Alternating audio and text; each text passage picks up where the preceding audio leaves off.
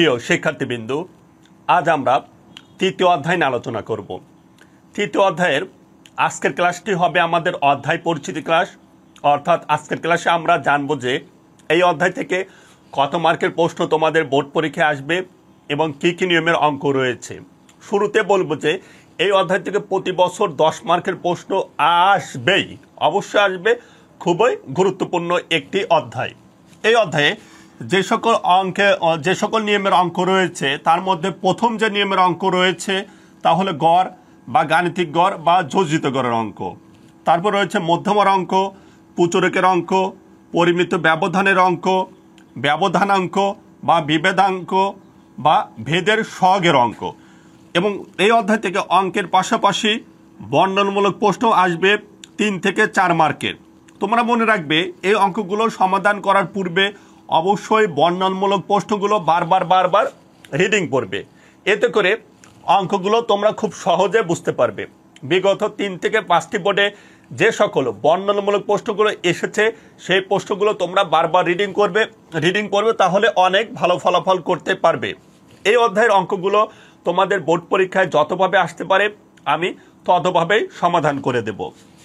যেমন গড়ের অঙ্কটি সাধারণত তিন ভাবে আসবে, মধ্যমার অঙ্ক 3 ভাবে আসবে, পুচুরকের অঙ্ক 2 থেকে 3 ভাবে আসবে, পরিমিত ব্যবধান অঙ্কটি 2টি পদ্ধতিতে সমাধান করা যাবে, ব্যবধানাঙ্ক বা বিভেদাঙ্ক বা ভেদের সহগের অঙ্কগুলো 2টি পদ্ধতিতে সমাধান করা যাবে। অর্থাৎ এবং বিভিন্ন সূত্রের দ্বারা অঙ্কগুলো সমাধান করা সম্ভব। আমি সবচেয়ে সহজ সূত্রগুলো ব্যবহার করে অঙ্কগুলো তোমাদের সমাধান করে দেব।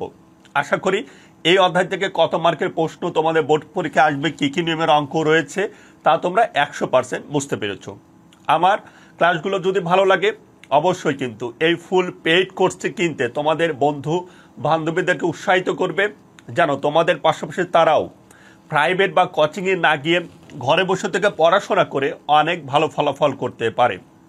আধুনিক যুগে যদি প্রাইভেট বা কোচিংয়ে গিয়ে পড়তে হয় তাহলে সেটি হবে বোকামি। তাই বলবো কোর্স কিনে ঘরে বসে পড়ো, ভালো ফলাফল করো। তোমাদের জন্য শুভকামনা রইল। পরবর্তী ক্লাসে আমি যাবতীয় অঙ্কের অর্থাৎ এই অধ্যায় থেকে যে সকল নিয়মের অঙ্ক আসবে সেই সকল যাবতীয় অঙ্কের সূত্র আমি ধারাবাহিকভাবে লিখে দেব এবং বিভিন্নভাবে লিখে দেব। ভালো থাকবে। পরবর্তী ক্লাসগুলোতে আবারও দেখা হবে ইনশাল্লাহ। আল্লাহ হাফেজ।